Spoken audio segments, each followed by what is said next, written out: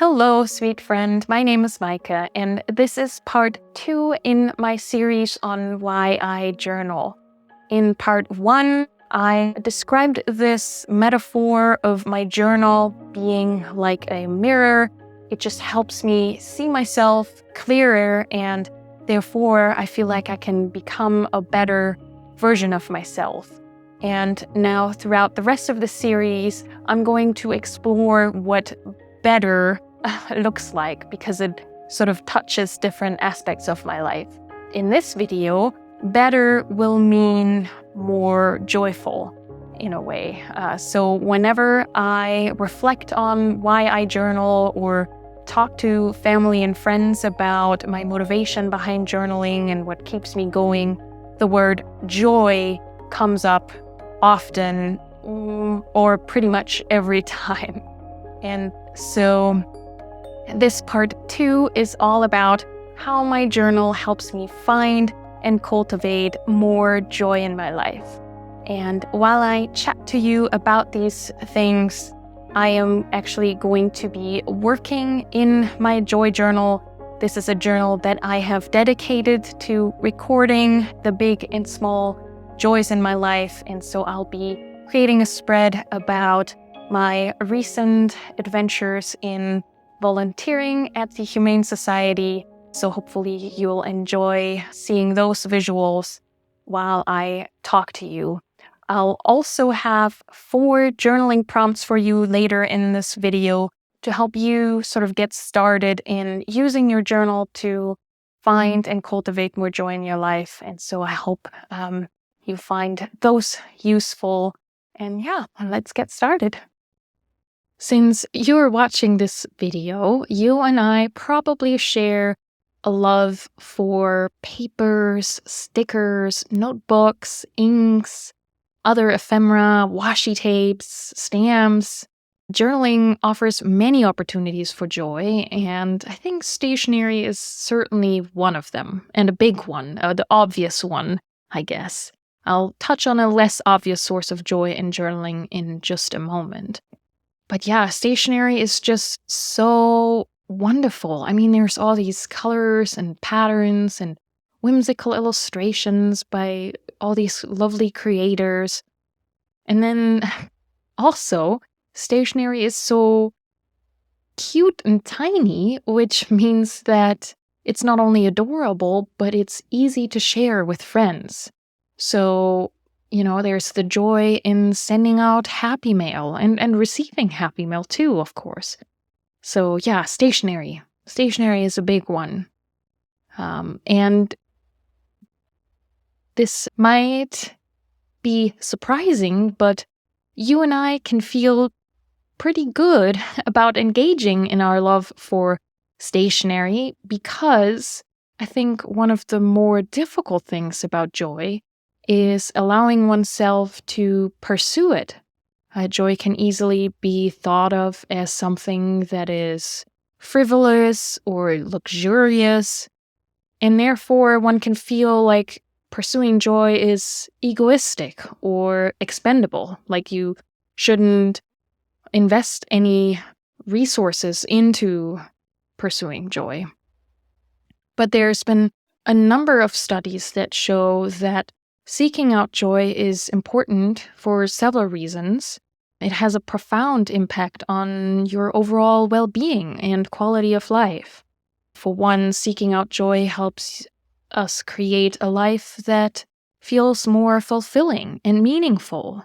And when we actively pursue activities and experiences that bring us joy, we are more likely to feel satisfied with our life as a whole. And feeling satisfied with our life, that's great. And that has a positive impact on our mental well-being, on our physical health. It improves our relationships, and it can increase our resilience in tough times. And that's just a few benefits of joy. But I want to bring up something about my childhood. I used to be crazy about playing with dolls and stuffed animals. Just absolutely loved my dolls, loved pushing them around in strollers, and putting them in cute outfits and just everything. I just loved them to bits. And then I started to get older, and I told myself that I was getting maybe a little too old for dolls, and so I started to admire them from afar, because even though I told myself that I wouldn't play with them anymore, whenever I would come across dolls or stuffed animals, I would love them and kind of feel an urge to interact with them. And so when I got back into journaling, it let me tap into that nostalgic joy again.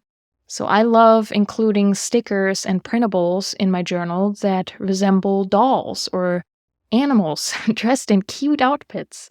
It's just revisiting childhood in a way.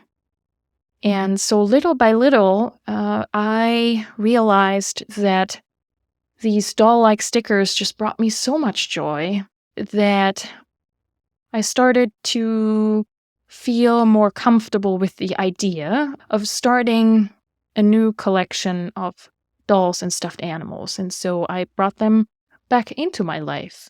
I have a Blythe doll. I have several very wonderful stuffed animals like a cat, and I have a small collection of calico critters, and so they sit in my office, and every time I look at them, they just fill me with joy, and I would have almost missed out on that because I was afraid that someone would judge me for being an adult who likes to collect toys.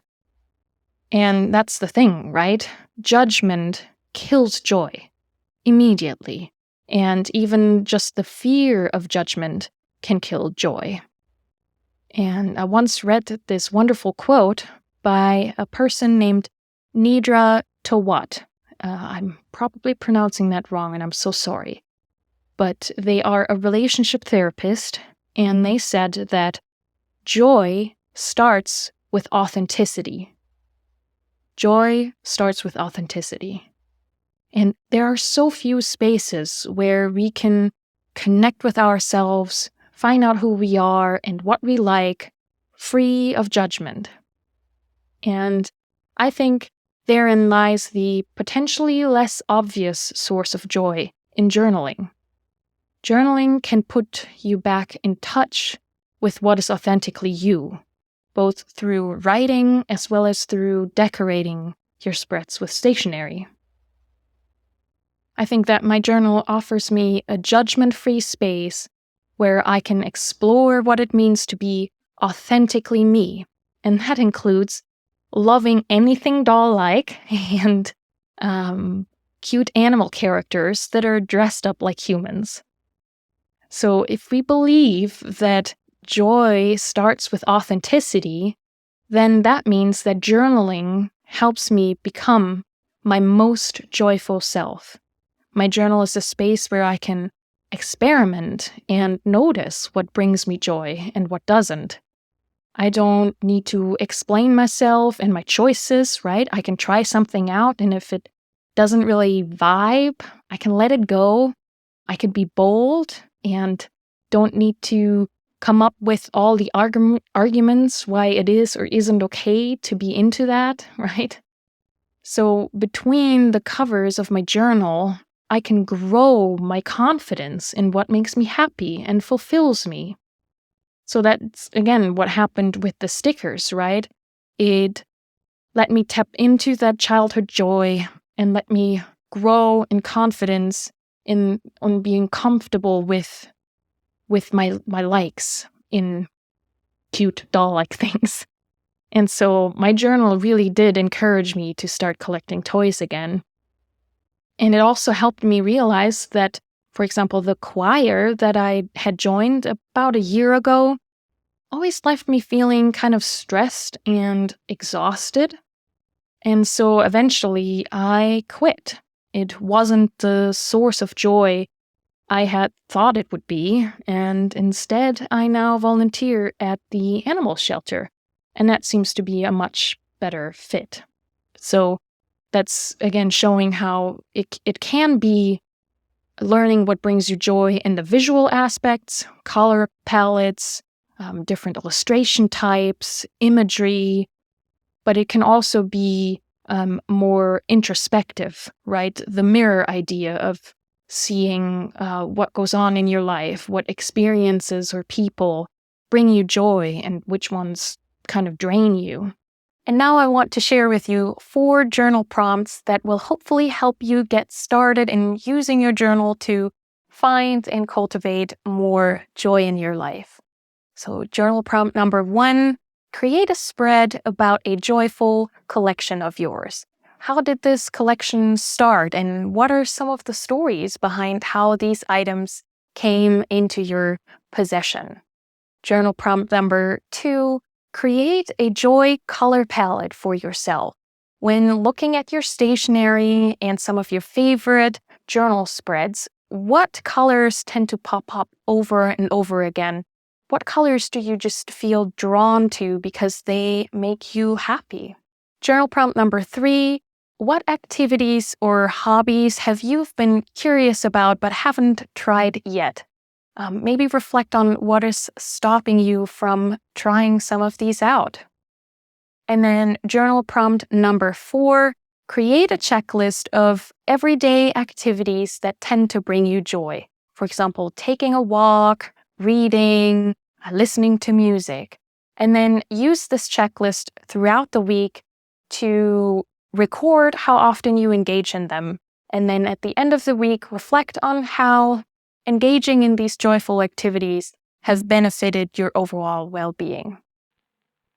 In a nutshell, my journal helps me to consistently focus on joy and helps me to make joy a priority in my life.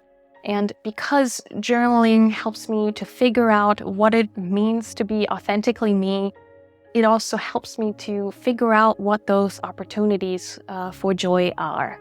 And I do think that I am more authentically me because I journal, and because of it, I have a more joyful life.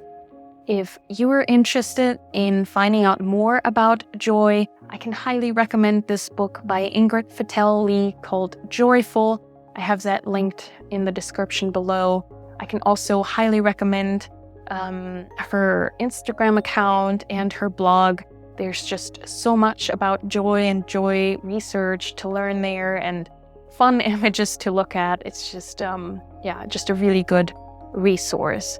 I hope you found this video helpful and inspiring. In the comments below, let me know, do you feel like your journal brings joy into your life? I would love to hear your thoughts on that.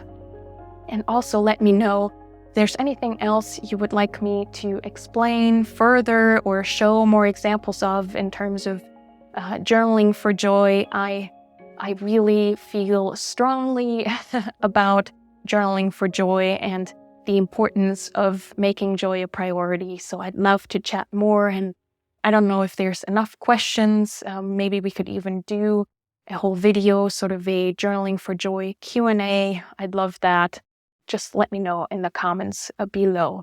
Next up in this series on why I journal is part 3, in which I will chat to you about how my journal helps me be more creative. So hopefully you'll enjoy watching that video as well. But for now, thank you so much for sharing this time with me. Until next time, happy journaling!